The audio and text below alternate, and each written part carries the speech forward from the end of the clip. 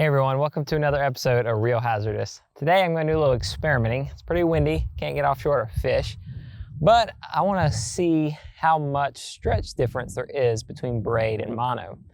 Obviously, it's no secret, mono stretches a lot more if you want, have that better connection, thinner diameter, better casting ability. Braid is the way to go. Here's an example, okay? This is 150 feet distance between the lure and the rod tip. As you can see, there's a lot of stretch in mono. This is 40-pound mono. This is the reel and rig and lure and everything I like to use when I'm pulling my rattle jet or a little boon feather way back for tuna. Now I actually pull it back a lot farther than this sometimes. 150 feet is actually kind of close for tuna. But just to give you an idea, when you see me jerking on the rod, you can see the lure in my dad's hand is not really doing much. It's not good connection, it's stretching a lot. Now, this isn't necessarily a bad thing when trolling. Sometimes you want that shock absorption. When a fish is traveling really fast and the boat's traveling really fast and it hits, if there's no stretch, it could be bad. So that stretch is kind of good. But I have seen anglers, when we're trolling for tuna and we get like a blackfin on, and they'll grab the rod out of the rod holder and they'll start jerking it to set the hook. Well, obviously, this isn't really doing you nothing. Now the good news is the hook will set itself because eventually that stretch from the shock is going to stop. It's going to come tight and you're still going to get that force that your drag is putting on the reel. So you're going to set the hook that way.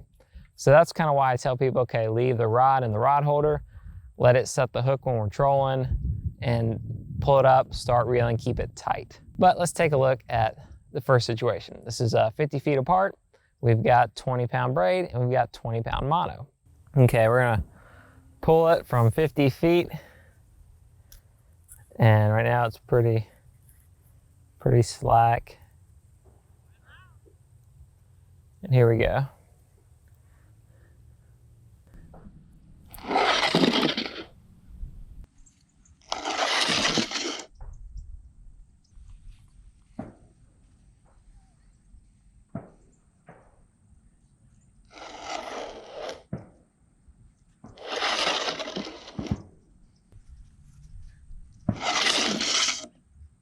When I start pulling the 20-pound mono, it's pretty stretchy. As you can see, I pull it and at first nothing happens.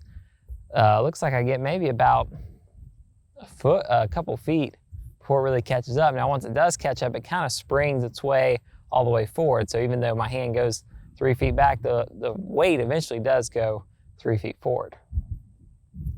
But little jerks, as you'll notice, don't have as much effect on it.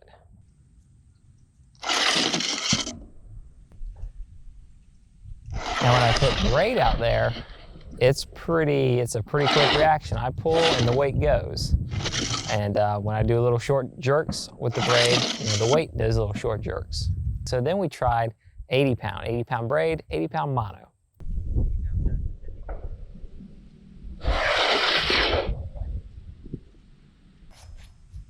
So you can see at 50 feet, there's still a lot of stretch in the mono. You pull and the weight doesn't immediately go. Once it gets going, it kind of springs forward and covers the distance, but there's definitely a lot of stretch in it. When we put the braid out, it reacts pretty quickly.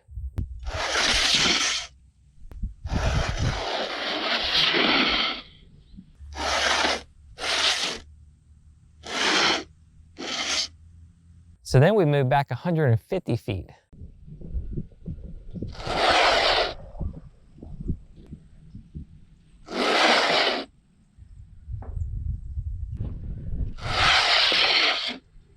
Pulling the 80-pound mono, there's a lot more stretch, okay? A lot of times I can make short little jerks and nothing's happening.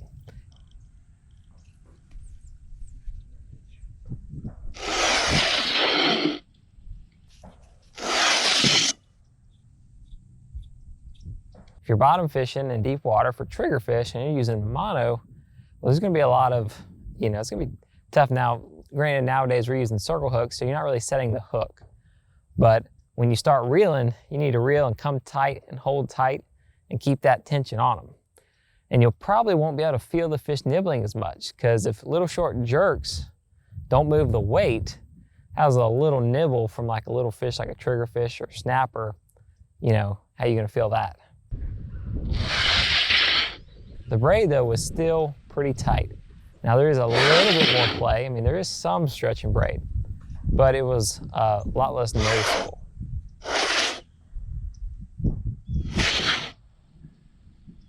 So I hope you guys enjoy this test. I know it'll be slightly different in the water because there'll be tension, friction from the water, but this is just to give you an idea of how much it stretches and when you're trolling versus casting, and just kind of help you understand the difference in the stretch. If you guys have any questions, have any comments, leave a message below.